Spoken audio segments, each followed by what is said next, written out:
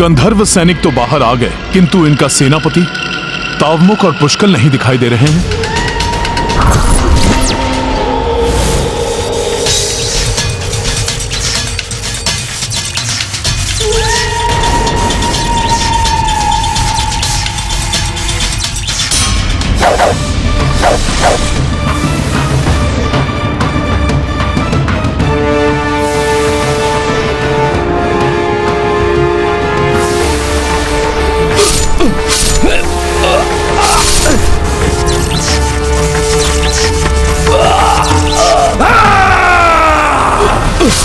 हमारे सैनिकों का अंत कर रहे हैं रघुवंशी। अभी देखता हूं इन्हें।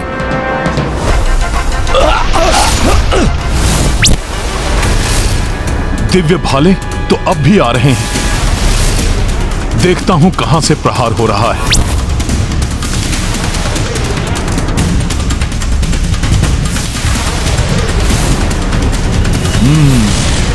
तो ये तावमुख का ही काम है। अब तुम नहीं बच पाओगे तावमुख मुझसे।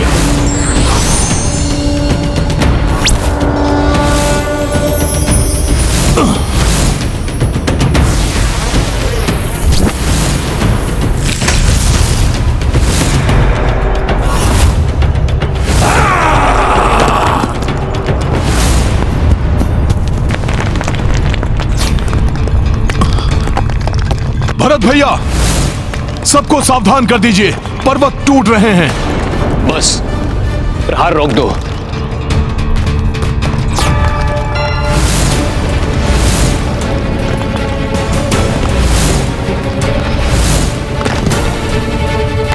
बस शिलाएं तो हमारी ओर ही आ रही हैं।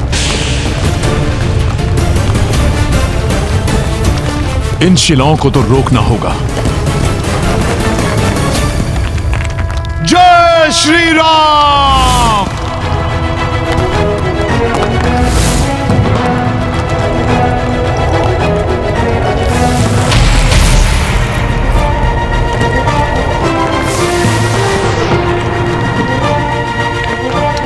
अद्भुत है हनुमान।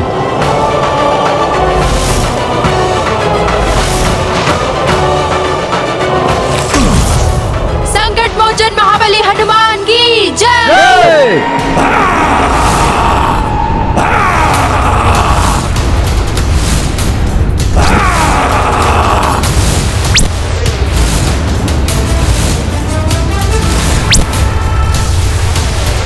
सावधान, तावमुख पुनः प्रहार कर रहा है।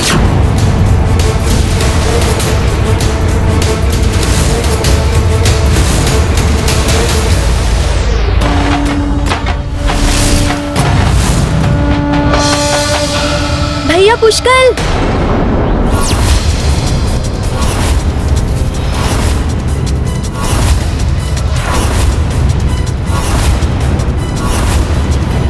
बस बहुत हो गई तुम सबकी वीरता। स्मरण रखो, तुम्हारा राजकुमार पुष्कल मेरा बंदी है, जिसे कैकेयी राज्य में ही गुप्त रूप से भूमिगत करके रखा हुआ है मैंने। यहाँ का राजा युद्ध जीत भी उसे ढूंढ नहीं पाएगा। कायर, एक बालक को ढाल बना रहा है। चिल्लाओ मत। तुम्हारी छोटी सी भी भूल पुष्कल के जीवन के अंत का कारण बन सकती है।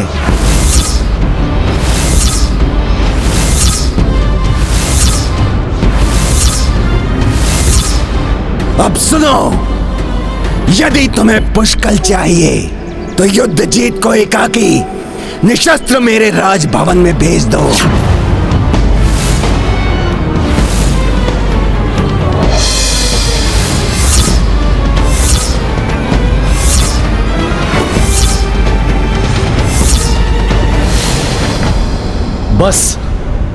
बस भरत, मेरे कारण पहले ही आप सब पर बहुत संकट आ चुके हैं। मैं नहीं चाहता कि पुष्कल या किसी और पर अब कोई और संकट आए। यदि मेरे कारण पुष्कल का तनिक भी अहित हुआ तो मैं स्वयं को कभी क्षमा नहीं कर पाऊंगा। बस अब आप लोग मुझे जाने की अनुमति दीजिए। आप सत्य कह रहे हैं। आपके समर्पण के बिना वो पुष्कल को मुक्त नहीं करेंगे, और यदि हमने युद्ध किया तो कदाचित पुष्कल का जीवन ही संकट में पड़ सकता है। अतः पुष्कल की सुरक्षा के लिए आपको गंधर्वों को सौंपना अनिवार्य हो गया है।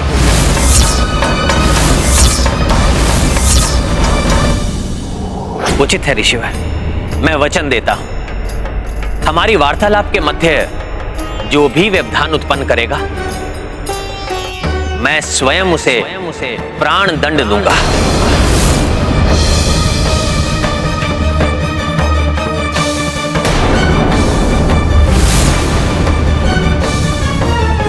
अब स्थितियां विधान के अनुसार निर्मित हो गई हैं।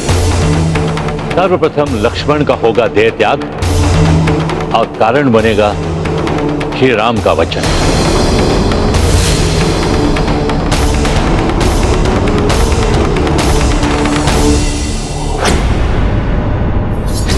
गंधर्वों का सेनापति तावमुख बहुत क्रूर है। युद्धजीत जी, यदि हमने आपको उसे नहीं सौंपा तो कदाचित हम पुष्कल को नहीं बचा पाएंगे।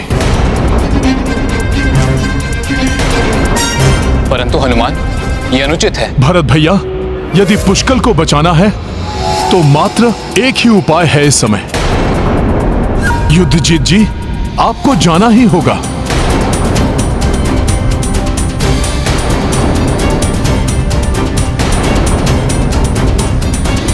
लक्ष्मण, हमें ऋषिवर के साथ एकांत चाहिए। जो आज्ञा भैया। और हां, यह ध्यान रखना, जब तक ऋषिवर अपनी वार्तालाप पूर्ण करके किसी को भीतर आने की अनुमति नहीं देते, इस कक्ष में कोई भी प्रवेश ना करे। वचन देता हूं भैया, मैं किसी को भीतर नहीं आने दूंगा और न ही स्वयं आकर वार्तालाप के मध्य हस्तक्षेप करूंगा। स्मरण रहे, ऋषिवर की इच्छा अनुसार जो भी हमारी वार्तालाप के मध्य हस्तक्षेप करेगा तो वो मृत्यु दंड का भागी होगा। मैं स्मरण रखूंगा भैया। न जाने क्यों मेरा मन आशंकित हो रहा है।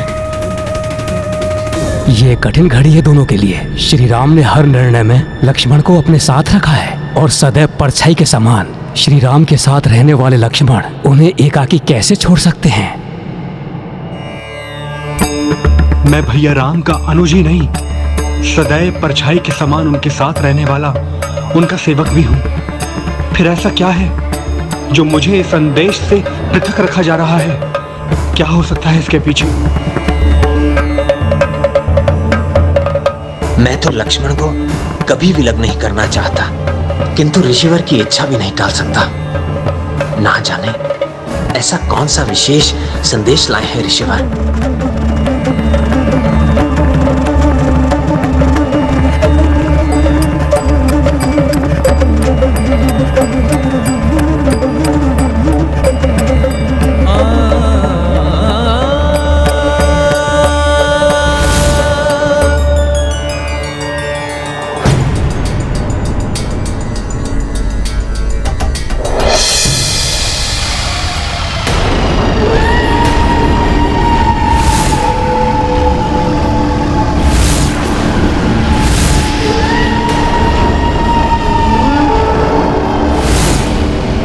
रघुवंशियों से सहायता मांगने गए थे युद्धजीत, उल्टे पांव लौट आए अपनी मृत्यु के मुख में।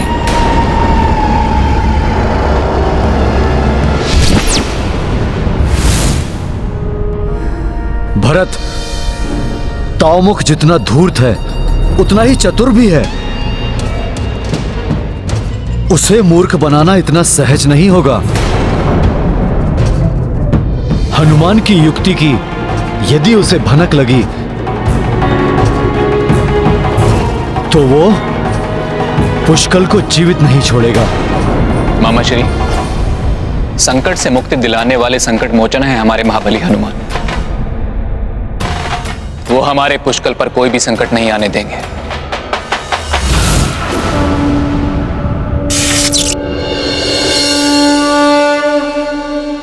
आश्चर्य है, अपनी मृत्यु से इसे कोई भय नहीं।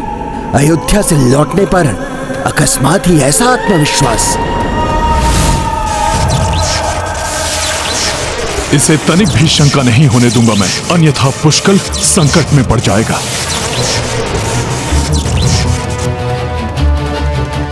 मृत्यु को समीप देखते ही खो बैठे सारा आत्मविश्वास। भयभीत हो उठे। सैनिकों, बंदी बना लो इसे और ले चलो इसे गंधर्वराज दिव्यहस्त के समक्ष।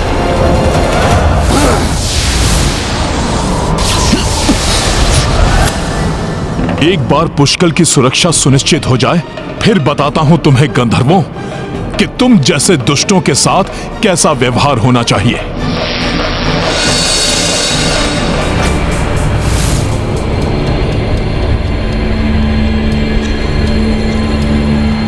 ये कौन सा स्थान है?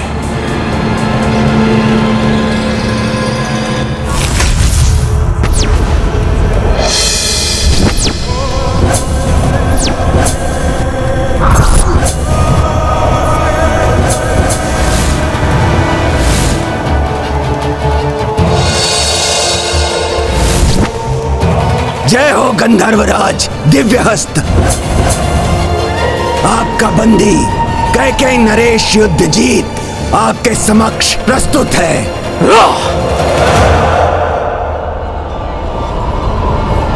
अयोध्या गए थे रघुवंशियों की शरण में, सोचा रावण और शतानन का वध करके वो महाबली हो गए, तुम्हारी सहायता करेंगे, रक्षा करेंगे तुम्हारी। हम राक्षस नहीं, हम गंधर्व हैं, गंधर्व। वो गंधर्व जो दिव्य शक्तियों के साथ ही मायावी शक्तियों से भी संपन्न होते हैं। जो रघुवंशी अपने ही राजकुमार पुष्कल की सहायता ना कर सके, वो तुम्हारी रक्षा क्या करते? ये तुमने सोच भी कैसे लिया कि अपनी मृत्यु अर्थात महान गंधर्वराज दिव्यहस्त से बच जाओगे? पुष्कल के बारे में अभी तक ज्ञात नहीं हो पाया, इसीलिए शांत हूं, अन्यथा। यह है मेरा हस्त, दिव्य हस्त, जिसका सामना करने का सामर्थ्य किसी में नहीं है। बताइए ऋषिवर, आपने मुझसे इतना बड़ा वचन लिया है, अवश्य ही आप मेरे लिए कोई महत्वपूर्ण संदेश लेकर आए होंगे।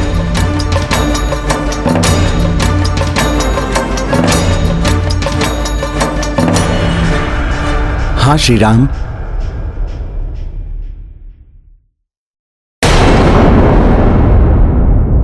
संदेश तो महत्वपूर्ण है ही, एवं आपके नर अवतार के लिए यह अंतिम संदेश है।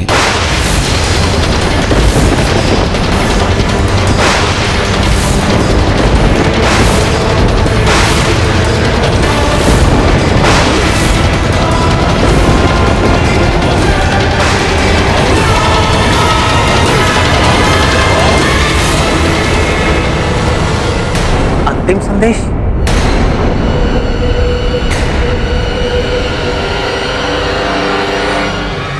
हाँ प्रभु। संदेश देने के पूर्व मैं अपने वास्तविक रूप को धारण करता हूं।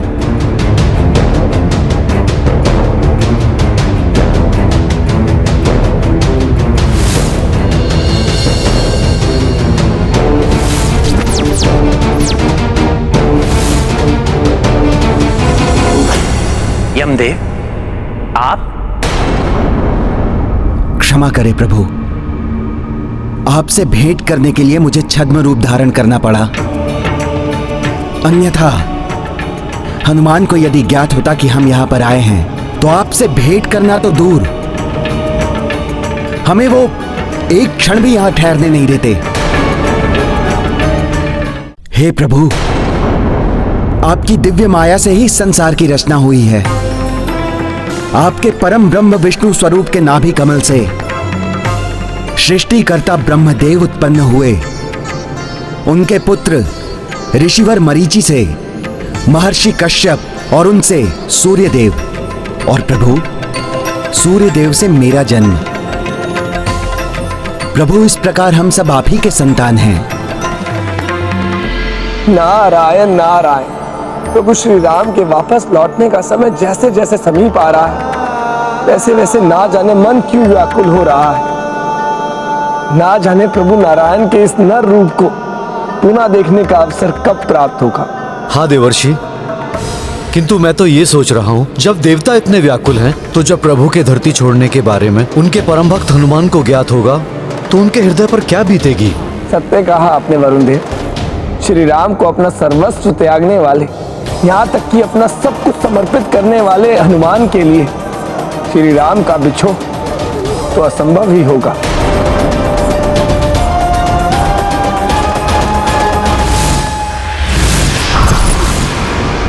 ये दुष्ट मुझे कितना भी उकसाए, किंतु अपने उद्देश्य को सफल बनाने के लिए मुझे संयम रखना ही होगा। उन गंधर्वों को कठोर उत्तर देकर पुष्कल और कैकेयी राज्य को उनके बंधन से मुक्त कराना होगा। अब तुम्हारी मृत्यु होगी युद्ध जीत, और जिन रघुवंशियों ने तुम्हारा साथ देने का प्रयत्न किया है ना, उन्हें भी सीख देने के लिए इस पुष्कल की भी मृत्यु होगी।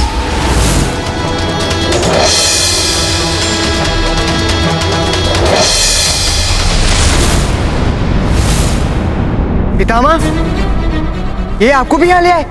कैसे? अयोध्या में हनुमान जी, ताश्री महाराज राम, पिताश्री और अन्य सबके होते हुए भी अयोध्या में सब कुशल तो है ना? बस बस, अधिक उतावला होने की आवश्यकता नहीं है। उनकी नहीं, अपनी चिंता करो रघुवंशी।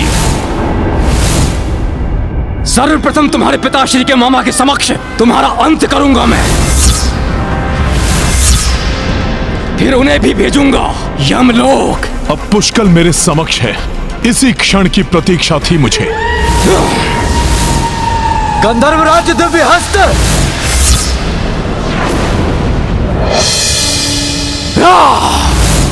जय श्री राम।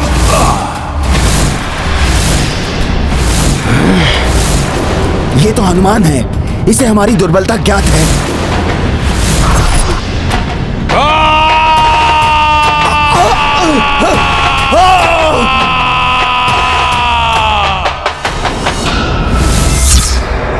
सखा,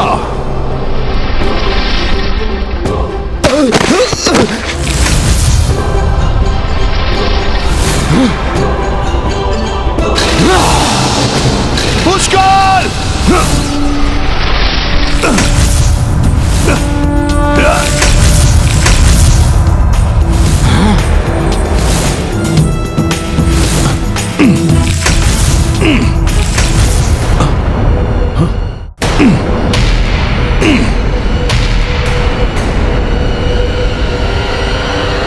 आश्चर्य है, मेरी वज्र मुष्टिका के प्रहार के बाद भी यहाँ का ऊपरी पटल नहीं टूटा।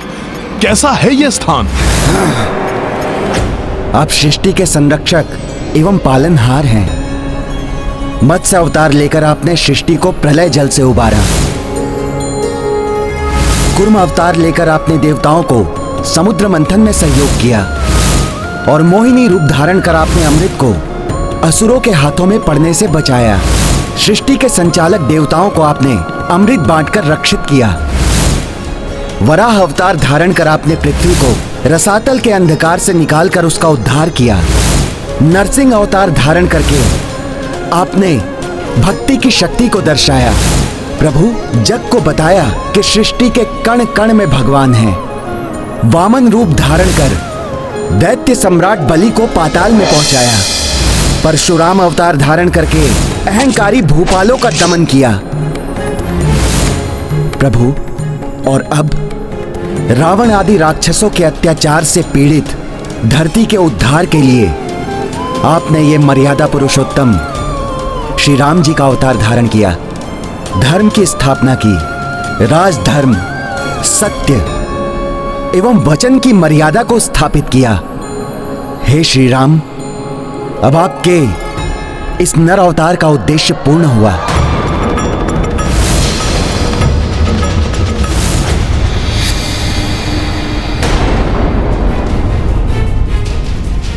ये क्या अकस्मात ही मेरा हृदय व्याकुल क्यों हो उठा?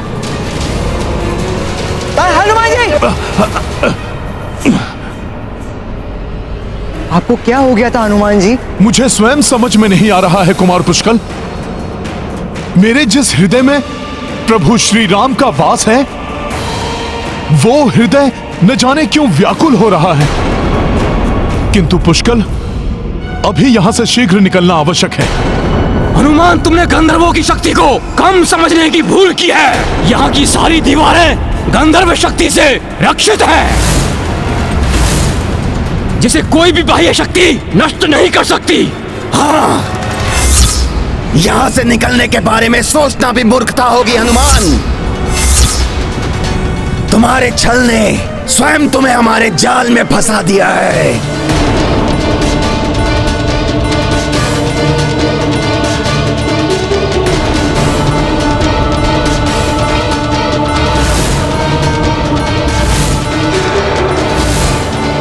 अब क्या किया जाए हनुमान जी? है कोई अन्य युक्ति?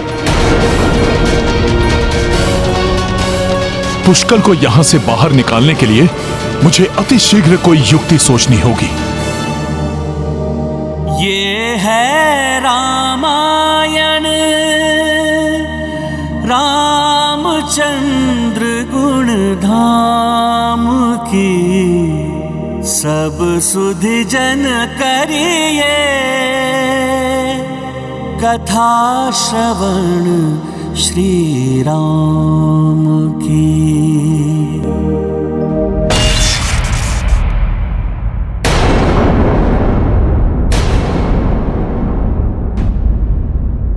अब क्या किया जाए हनुमान जी? है कोई अन्य युक्ति?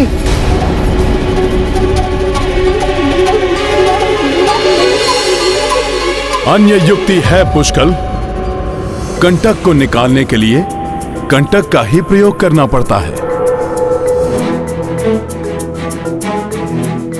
अब देखना तुम, अपनी ही गंधर्व शक्ति से रक्षित इस पटल को अब ये गंधर्व स्वयं ही भेदेंगे। गंधर्वराज, अधिक प्रसन्न होने की आवश्यकता नहीं है। यदि मैं इस गंधर्व शक्ति को नहीं भेद सकता, तो प्रभु श्री राम की कृपा से तुम भी मेरा या पुष्कल का कोई अहित नहीं कर सकते। गंधर्वराज, तुम चाहो तो ऐसा करके देख सकते हो। रघुवंशी की कृपा, देखते हैं कब तक उसकी कृपा तुम्हारी रक्षा करती है।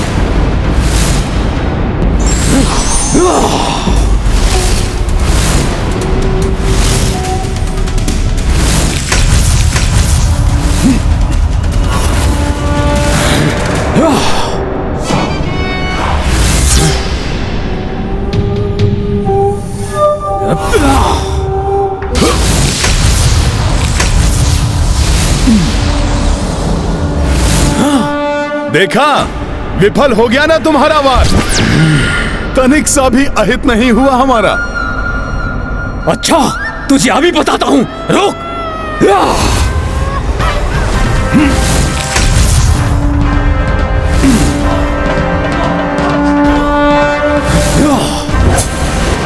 बस इतनी ही शक्ति है तुम गंधर्वों में। ये तो मेरी गति से भी धीमा है तुम्हारा प्रहार। बस, बहुत हो गई तेरी उछल कूद हनुमान। अब मैं देखता हूं कि तू कैसे बचता है।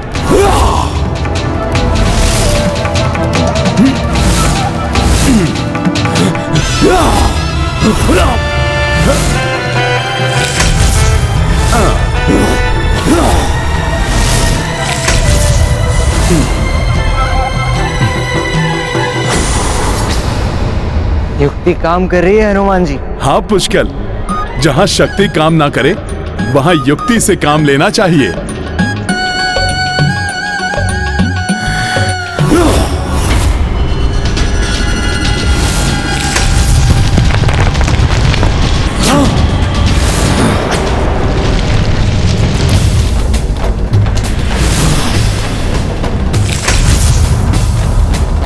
ये क्या हुआ? आशा है ये कोई अनिष्ट का संकेत ना हो।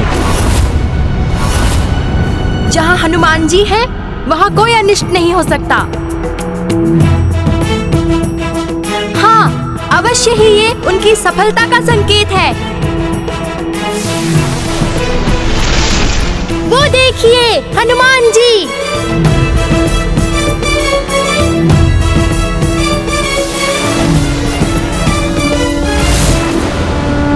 नहीं, कदापि नहीं, ये नहीं हो सकता। शक्ति के साथ बुद्धि की भी आवश्यकता होती है गंधर्वराज। खड़े खड़े क्या देख रहे हो मूर्खों? जाओ, जाकर समाप्त करो उन्हें। जल्दी जाओ, अंत कर दो सबका।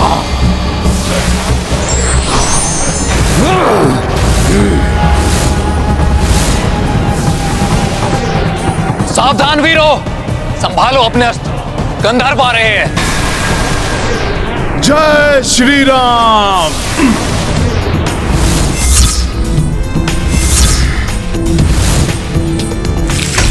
संकट मोचन महाबली हनुमान की जय। संकट मोचन महाबली हनुमान की जय। आपका स्वागत है पुष्कर भैया। अब हम सब मिलकर उन गंधर्वों का सामना करेंगे।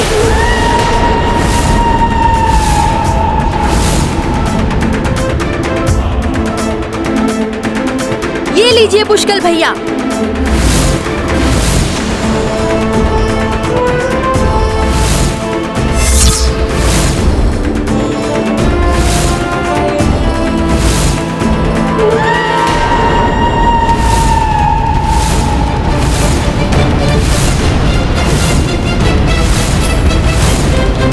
संकोच मत करिए कालदेव, इतनी भूमिका की कोई आवश्यकता नहीं है।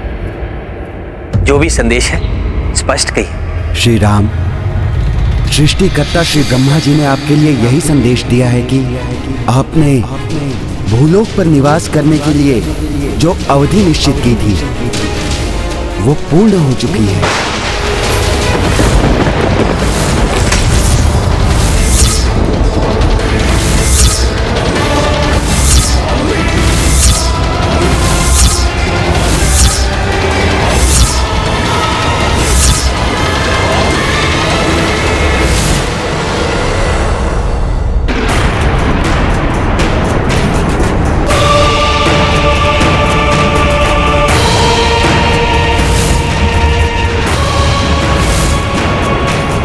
बार बार मेरा हृदय इतना व्याकुल क्यों हो रहा है? हनुमान के हृदय में तो श्री राम का वास है, अतः श्री राम के साथ जो भी घटित हो रहा है उससे हनुमान भी प्रभावित हो रहे हैं। कदाचित उन्हें धरती पर श्री राम के रहने का समय पूर्ण होने का आभास हो गया होगा। यदि हनुमान ब्रह्मा जी की योजना पूर्ण होने से पूर्व ही अयोध्या लौट गए तो अनर्थ हो जाएगा। यमदेव ने श्री राम को ब्रह्मा जी का संदेश दे दिया है। अब समय आ गया है लक्ष्मण के साथ होने वाली लीला का, ऋषिवर दुर्वासा के हस्तक्षेप का। न जाने ऐसा कौन सा संदेश लाए हैं ऋषिवर, जिसके कारण भैया श्री राम को इतना बड़ा वचन देना पड़ा।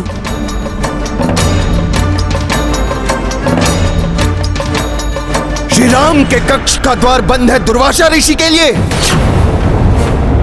ऐसा कैसे हो सकता है? ये कौन सी मर्यादा निभा रहे हैं पुरुषोत्तम राम? चरण वंदन ऋषिवर दुर्वासा।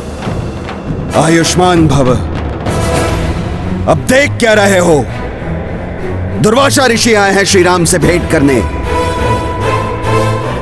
द्वार खोलो, मुझे श्री राम से कुछ निवेदन करना है। उचित है ऋषिवर, मैं वचन देता हूं, हमारी वार्तालाप के मध्य जो भी व्यवधान उत्पन्न करेगा मैं स्वयं उसे प्राण दंड दूंगा। क्षमा करें ऋषिवर, श्री राम किसी आवश्यक कार्य में व्यस्त हैं। आप कुछ समय प्रतीक्षा करें। प्रतीक्षा? तो अब राम राज्य में राम से मिलने के लिए एक ऋषि को प्रतीक्षा करनी पड़ेगी, वो भी ऋषि दुर्वासा को। प्रतीत होता है ये राज सत्ता का अभिमान है। नहीं नहीं ऋषिवर, ऐसा नहीं है। मैं तो सौमित्र लक्ष्मण, मेरे क्रोध की सीमा पार हो, उससे पूर्व ही मेरे आगमन की सूचना श्री राम को दो। किंतु ऋषिवर। लक्ष्मण, यदि मेरे क्रोध की ज्वाला भड़क उठी तो क्या क्या भस्म होगा इसकी तुम कल्पना भी नहीं कर सकते। इसी क्षण मेरे आगमन की सूचना दो श्री राम को, अन्यथा सर्वत्र राम राज्य में इसका परिणाम भयावह हो सकता है। क्षमा श्री राम, इतना कठोर होना पड़ रहा है मुझे, किंतु परमपिता ब्रह्मदेव के निर्देश का पालन करना आवश्यक है। आपके वार्तालाप में हस्तक्षेप ही आपके संसार से निर्वाण के पथ को प्रशस्त करेगा।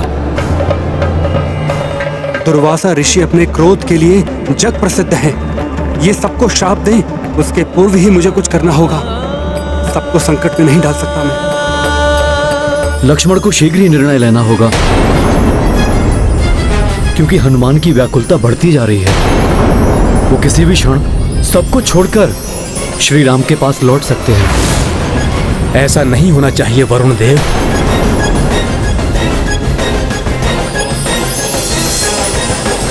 मेरे प्रभु श्री राम,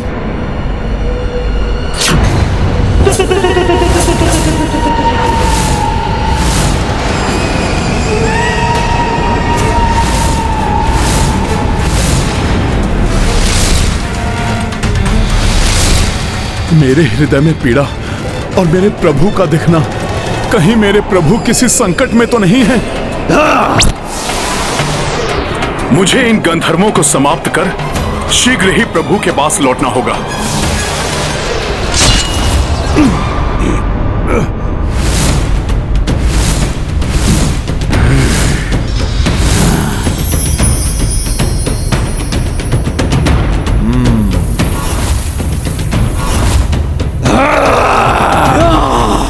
भरत भैया, गंधर्व अपने अस्त्रों से वार करे, उसके पूर्व ही हमें उन पर आक्रमण करना होगा। सवृत अस्त्र प्रकट हो। दिव्य रश्मि पुंजास्त्र प्रकट हो। वज्रास्त्र प्रकट हो।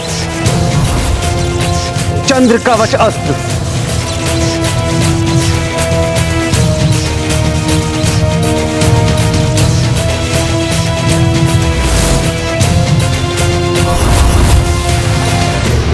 आक्रमण!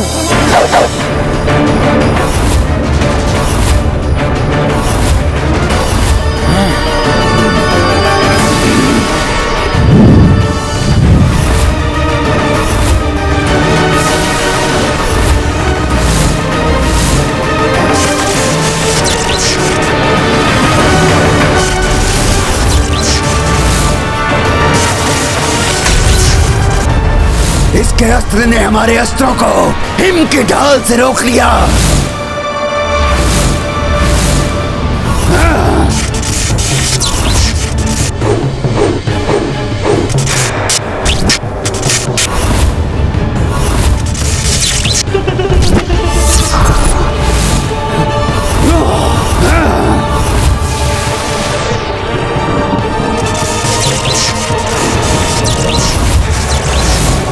प्रतीत हो रहा है इन गंधर्वों के दिव्यास्त्र इन सब के दिव्यास्त्रों को विफल कर देंगे।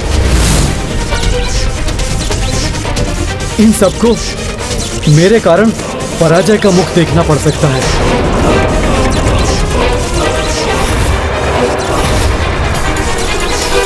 श्री राम की सेना को संकट में डाल दिया है मैंने।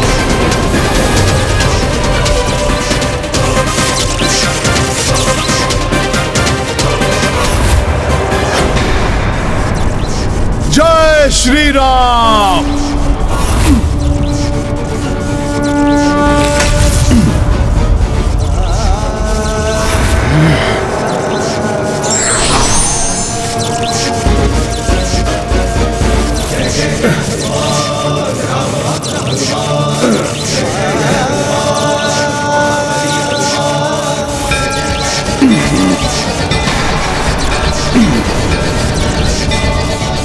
यदि भरत भैया आदि के अस्त्र आगे बढ़ने में विफल हुए तो सब संकट में पड़ जाएंगे। कुछ तो करना होगा मुझे। किसी को संकट में नहीं पड़ने दे सकता मैं। नहीं। यदि इस समय भीतर गया तो मृत्युदंड का भागी, किंतु मृत्युदंड के भय से भैया श्री राम या किसी अन्य पर संकट नहीं आने दूंगा मैं। किसकी प्रतीक्षा कर रहे हो लक्ष्मण? क्या मेरे उस क्रोध की जिसकी ज्वालाएं सबको लील जाएंगी? मेरा धैर्य अब और नियंत्रण में नहीं रहेगा सौमित्र। दुर्वासा ऋषि के श्राप से सब पर संकट आए, उससे तो अच्छा यही होगा कि मैं ही मृत्यु दंड स्वीकार कर लूं। लक्ष्मण! शांत ऋषिवर शांत। मैं अभी जाकर भैया राम को आपके आगमन की सूचना देता हूं।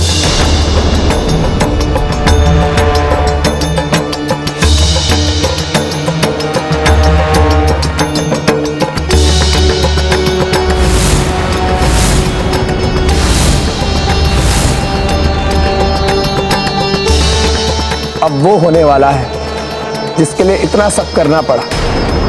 आशा है कि हनुमान के लौटने से पूर्व ही सब हो जाए, प्रशस्त हो जाए श्री राम के निर्वाण का मार्ग। यदि हनुमान लौट आए तो सब कुछ किया हुआ व्यर्थ हो जाएगा।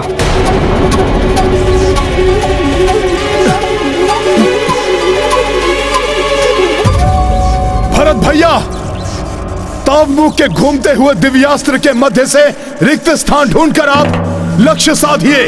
तावमुख पर उसके अंत के साथ ही हमारे सभी अस्त्र मुक्त होकर आगे बढ़ जाएंगे और अंत हो जाएगा सबका।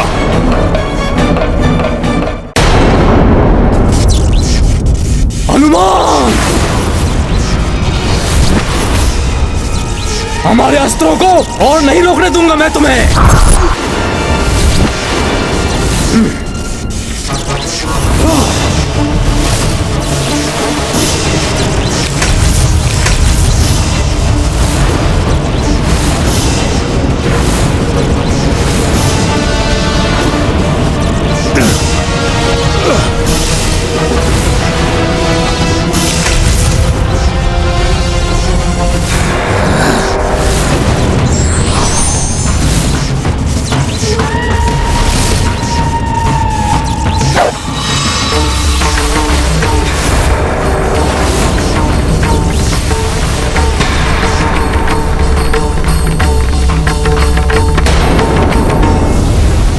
तुम्हारा अस्त्र मेरे घूमते हुए दिव्यास्त्र से बचकर आगे नहीं बढ़ पाएगा रघुवंशी।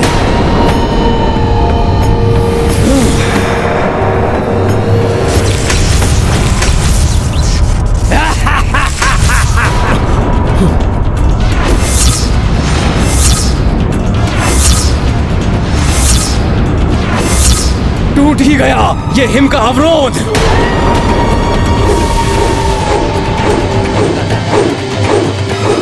गंधर्वराज दिव्य हस्त की जय! गंधर्वराज दिव्य हस्त की जय! मैं इसे आगे नहीं बढ़ने दूंगा। लव, भरत काका के दिव्य बाण की तीव्रता और तावमुख के घूमते हुए दिव्यास्त्र पे ध्यान केंद्रित करो।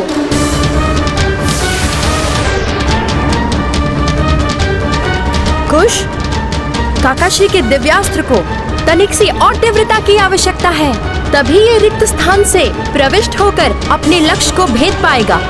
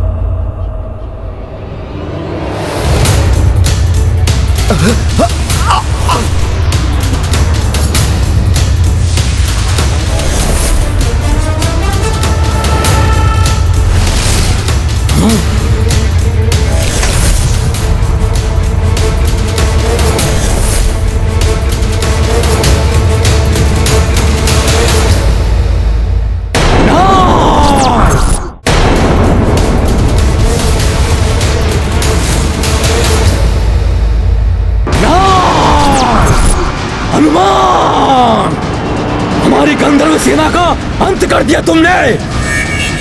ऐसा कैसे कर सकता है कोई पृथ्वीवासी? ऐसा क्या है तुम्हारे पास? हमारे पास निष्ठा है, भक्ति है प्रभु श्री राम की। भक्ति की शक्ति ने यह सब किया है गंधर्वराज। नहीं, ऐसा नहीं हो सकता। मेरे प्रभु शत्रु को क्षमा करने के लिए एक अवसर अवश्य प्रदान करते हैं। अतः तुम भी यदि अपनी भलाई चाहते हो तो अब इस अंधकार को तज के प्रभु श्री राम की भक्ति के आलोक में आ जाओ। उनसे तुम क्षमा मांग लो। प्रभु श्री राम शरणागत वत्सल हैं, क्षमा कर देंगे तुम्हें। हमारी सेना को नष्ट करने वाले हनुमान, हम रघुवंशियों से कभी क्षमा नहीं मांगेंगे। हम एकाकी ही पर्याप्त हैं तुम सबके लिए। अर्थात मेरे अवतार का भी अब अंत समय आ गया है। हाँ प्रभु। हे नरश्रेष्ठ, मैं तो मात्र माध्यम हूं, आदेश निभा रहा हूं परमपिता ब्रह्मा जी का। प्रभु, अब आपके वैकुंठ धाम लौटने का समय आ गया है।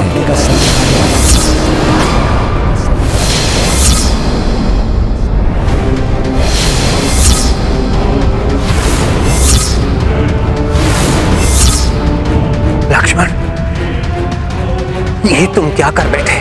भैया वो द्वार पर। मेरा कथन पूर्ण होने से पहले और मेरी अनुमति के बिना आपने यहां आकर उचित नहीं किया है लक्ष्मण। क्या आपको स्मरण नहीं है आपको बाहर जाने से पूर्व क्या निर्देश दिया गया था? श्री राम से क्या वचन लिया था मैंने? उचित है ऋषिवर, मैं वचन देता हूं, हमारी वार्तालाप के मध्य जो भी व्यवधान उत्पन्न करेगा मैं स्वयं उसे प्राण दंड दूंगा। रघुकुल की वचन निभाने की रीत तो जग प्रसिद्ध है। आप अपना वचन निभाइए और मृत्यु दंड दीजिए लक्ष्मण को।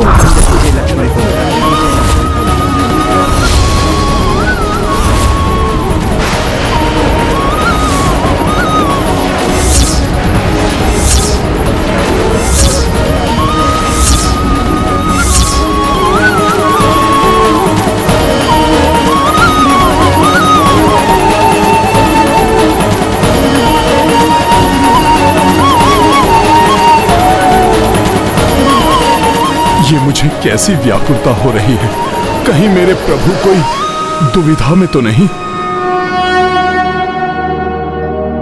ये है रामायण, रामचंद्र गुण धाम की, सब सुधि जन करिए कथा श्रवण श्री राम।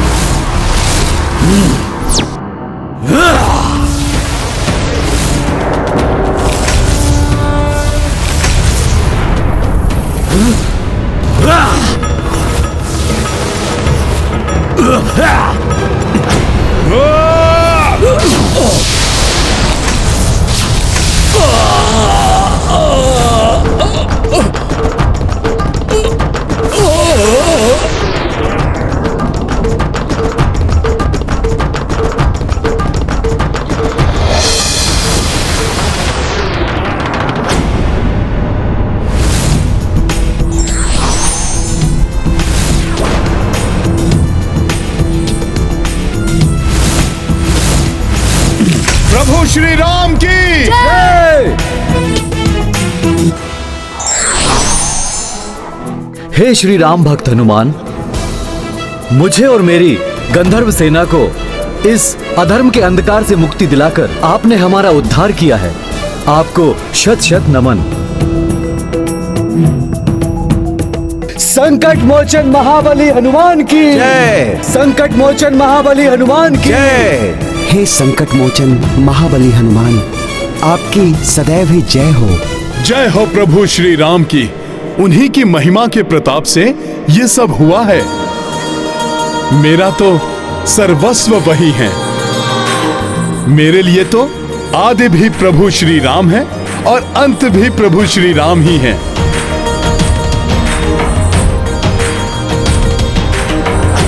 पुनः हृदय में पीड़ा, ये क्या हो रहा है? अयोध्या नरेश, प्रभु श्री राम की अधीनता स्वीकार करते हुए मैं कैकेयी राज्य युद्धजीत को लौटाता हूँ और कुमार भरत और मैं अपने दोनों गंधर्व राज्य आपको और आपके वीर पुत्र पुष्कल को भेंट स्वरूप उपहार में देता हूँ।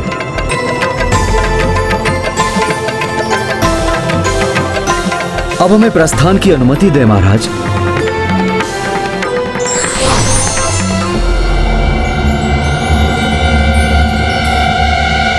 आपको क्या हुआ हनुमान जी? आपको प्रसन्नता होने के स्थान पर आपका मुख मलिन क्यों प्रतीत हो रहा है? ये मुझे क्या हो रहा है? इतनी व्याकुलता क्यों हो रही है?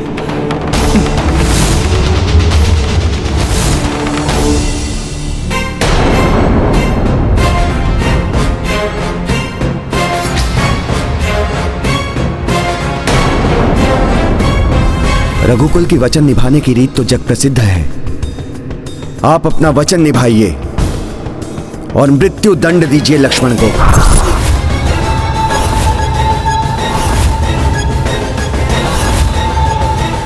प्रभु, मुझे श्री ब्रह्मा जी का जो संदेश आपको देना था वो मैं दे चुका हूं।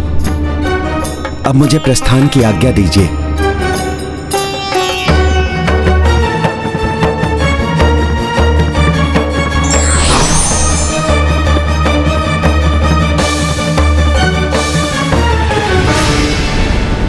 क्या सत्य में श्री राम लक्ष्मण को मृत्यु दंड दे देंगे? और कहीं इस मध्य दुर्वासा ऋषि की क्रोध की ज्वाला ना भड़क उठे।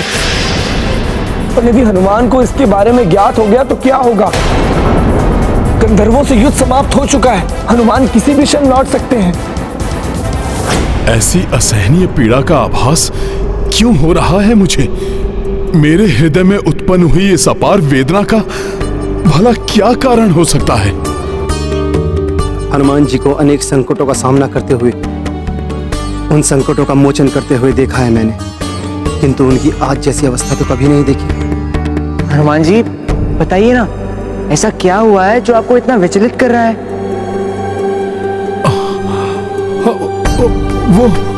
वो अवश्य किसी बड़ी दुविधा में है। कौन है दुविधा में हनुमान जी?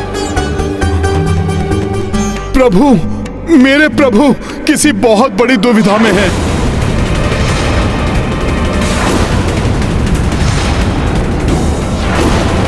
मेरे हृदय की पीड़ा का यही अर्थ है कि मेरे प्रभु का हृदय किसी दुविधा से संतप्त है। भरत भैया, हमें शीघ्र प्रभु के पास अयोध्या लौटना चाहिए।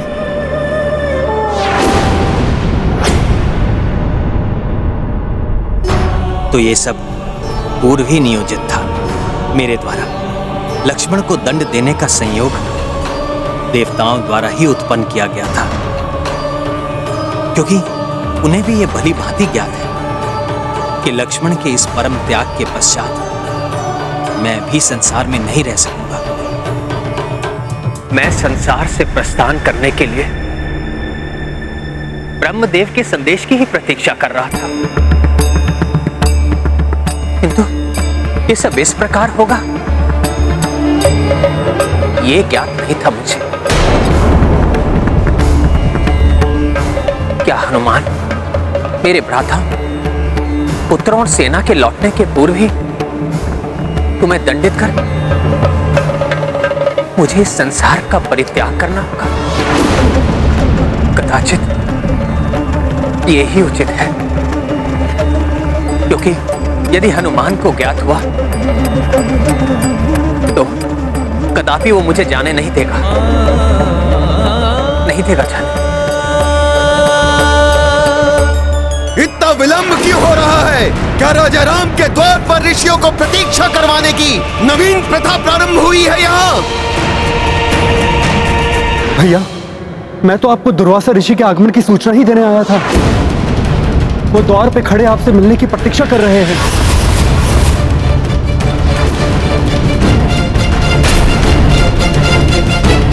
राम ऋषिवर, आपका स्वागत करने के लिए मुझे बाहर आने में विलंब हुआ उसके लिए क्षमा कीजिए ऋषिवर।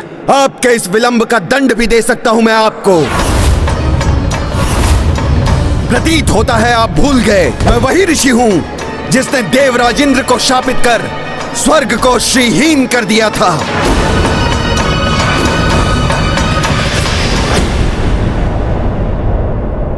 ऐसा क्या अनिष्ट होने जा रहा है जो मुझे इतना व्याकुल, इतना अधीर कर रहा है? ऐसा क्यों प्रतीत हो रहा है जैसे मेरी आत्मा ही मेरे शरीर से विलग होने वाली है? भरत भैया, मेरा धीरज छूट रहा है। एक विचित्र सी चिंता मेरे मन में समा गई है। मुझे शीघ्र अतिशीघ्र अयोध्या पहुंचना चाहिए। आप रुकिए मत हनुमान, आप तीव्र गति से अयोध्या पहुंचिए। हम भी शीघ्र ही पहुंच रहे हैं। अब जब तक मैं प्रभु को अपने नेत्रों से देख नहीं लेता, मेरा हृदय शांत नहीं होगा। हे ऋषिवर, आपका तपोबल तो संसार भर में विख्यात है। ऐसा कौन है जो आपके पराक्रम से अवगत नहीं? विश्वास कीजिए, आपकी अवहेलना का दुस्साहस तो मैं कभी नहीं कर सकता। कुछ विशेष कारण से ही मुझे आपके स्वागत के लिए विलंब हुआ, जिसके कारण भले ही आप मुझे श्राप देकर दंडित कीजिए, किंतु कृपा कर आप मुझसे अपनी सेवा का अवसर मत छीनिए। हमारे निवास को अपने श्री चरणों से शुद्ध कीजिए। आप अवश्य ही अपने अनेक वर्षों के निरंतर तप से क्लांत होंगे, इसलिए सर्वप्रथम आप थोड़ा विश्राम कीजिए। हमारी सेवा स्वीकार कर हमें धन्य कीजिए ऋषिवर। अद्भुत हैं आप श्री राम। स्वयं भगवान विष्णु के नर अवतार हैं आप। किसी प्रकार का दंभ लेश मात्र भी नहीं है आप में। वही विनय, दया, निर्मलता एवं मर्यादा है आपके व्यक्तित्व में। और मात्र मेरे जैसे ऋषि पर ही नहीं, अपितु जगत के हर प्राणी में आपका निश्चल प्रेम बरसता है। धन्य तो मैं हो गया प्रभु आपके दर्शन पाकर।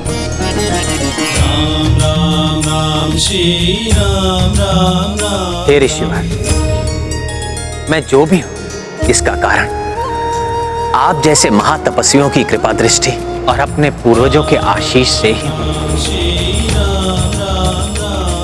आइए ऋषिवर।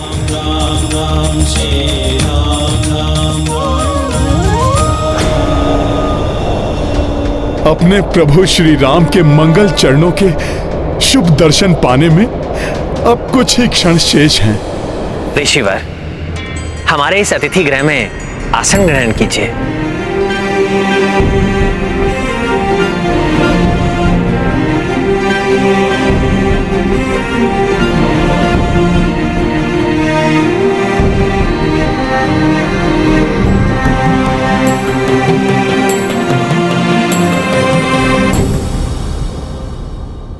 हे कौशल्या पुत्र श्री राम, मैंने आज अनेक वर्षों के तप और व्रत को सफलतापूर्वक संपन्न किया है, इसलिए अब मैं भोजन प्राप्त करना चाहता हूँ।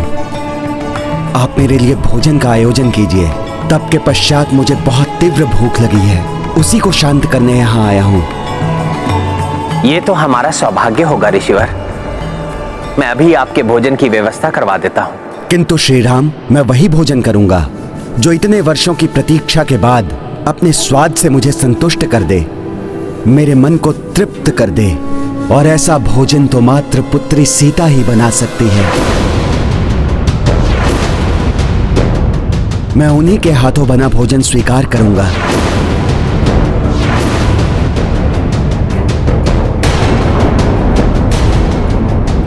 क्या हुआ दशरथ नंदन राम? मेरे इस अनुरोध से आप और लक्ष्मण अवाक क्यों रह गए? मैंने कुछ अनुचित मांग लिया है क्या? ये आपने क्या मांग लिया मुझसे ऋषिवर, और वो भी ऐसे समय में जब यमराज को दिए वचन के अनुसार मुझे लक्ष्मण को ही प्राण दंड देकर इस कल्प से प्रयाण करना है, हनुमान आदि के यहाँ पहुंचने के पूर्व। ऐसे में मैं आपकी इस मांग को कैसे पूर्ण करूं? आप सभी शांत क्यों हैं? कोई कुछ उत्तर क्यों नहीं देता? सभी के मुख पर चिंता के भाव क्यों हैं? मेरी इस इच्छा की पूर्ति में ऐसी कौन सी बाधा है? ऋषिवर, सत्य तो यह है कि अब माता सीता यहां नहीं है। क्या? किंतु क्यों नहीं है पुत्री सीता यहां? मेरे तप के समय ऐसा यहां क्या घटित हो गया कि अयोध्या का राजभवन पुत्री जानकी से रिक्त हो गया? बताइए मुझे सुमित्रा नंदन। ऋषिवर, जो भी घटित हुआ वो अत्यंत दुर्भाग्यपूर्ण था।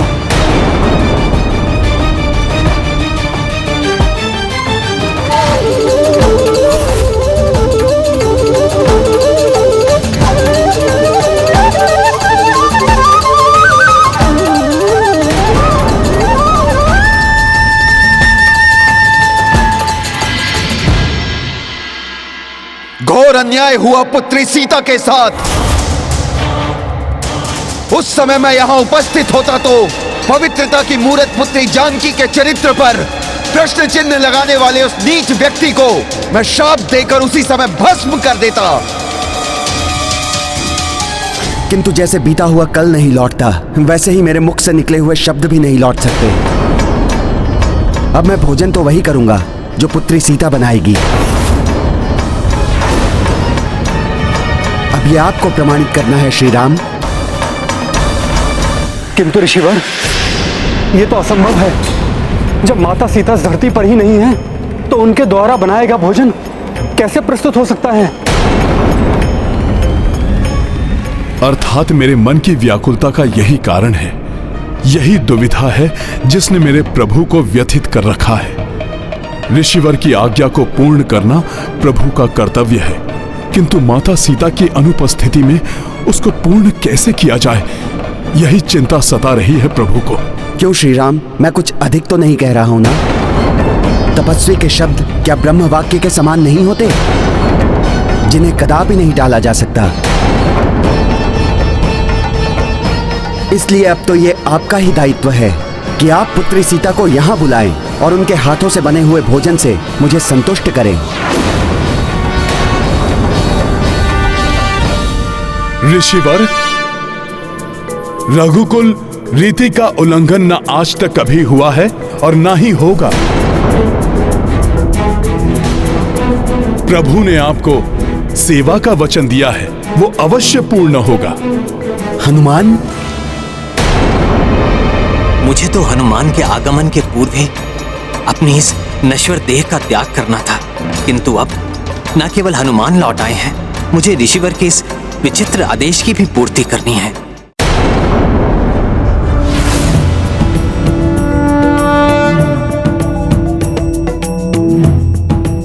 प्रणाम ऋषिवर। प्रणाम प्रभु।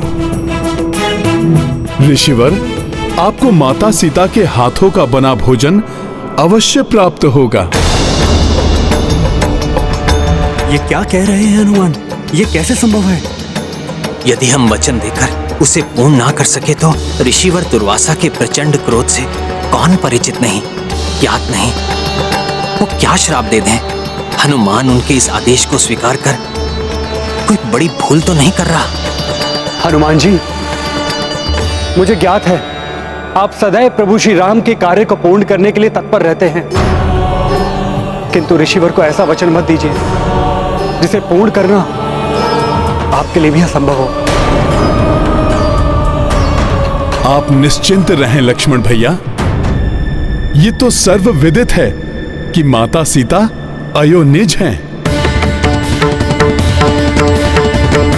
अर्थात जिनका जन्म ही नहीं हुआ, भला उनकी मृत्यु कैसे हो सकती है?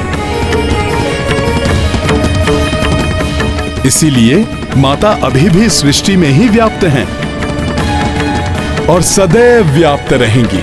और मुझे विश्वास है वो अपने इस पुत्र की सहायता अवश्य करेंगी। माता मेरे पुकारने पर अवश्य आएंगी। तुमने वचन दिया है हनुमान, अब उसका निर्वहन तुम्हारा कर्तव्य है, जिसके लिए मैं तुम्हें 1 पहर का समय देता हूं। भोजन के लिए मैं उतनी ही प्रतीक्षा कर सकता हूं। और स्मरण रहे, पुत्री सीता के हाथों के भोजन का स्वाद मुझे भली भांति स्मरण है। ऋषिवर, आप निश्चिंत रहें, मैं आपको कदापि निराश नहीं करूंगा।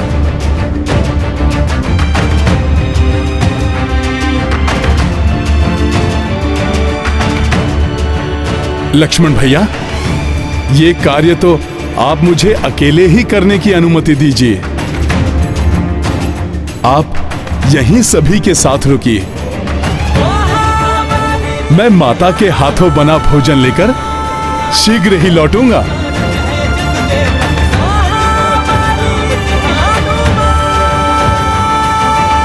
हनुमान ने ऋषिवर द्वारा उत्पन्न की इस परीक्षा का भार तो अपने ऊपर ले लिया, किंतु मुझे तो उससे भी कठिन परीक्षा देनी है। अपने हाथों अपने प्रिय भ्राता लक्ष्मण को मृत्यु दंड देकर उसके साथ इस मृत्यु लोक से प्रस्थान करना है। क्या उसमें हनुमान मेरा साथ दे सकेगा?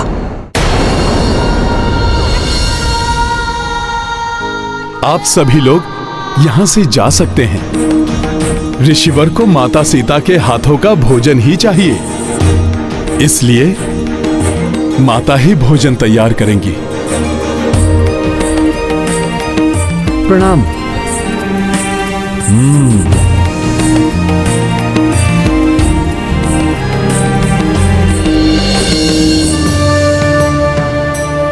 माता, आज आपको संपूर्ण अयोध्या की प्रभु के वचन की, आपके इस पुत्र के विश्वास की लाज रखनी है। माता, मेरी सहायता कीजिए। हनुमान अब क्या करने वाले हैं? क्योंकि मुझे भय है, यदि वे समय पर भोजन लेकर नहीं आए तो कहीं ऋषिवर के श्राप के भागी ना बन जाए। हनुमान ने तो ऋषिवर की बात मान ली, किंतु वो कैसे मेरी सीता के हाथों का बना भोजन लेकर आ सकता है? यदि मेरे दिए हुए समय के अनुसार हनुमान भोजन लेकर उपस्थित नहीं हुए तो मेरे श्राप के कोप से उन्हें कोई रक्षित नहीं कर पाएगा। आज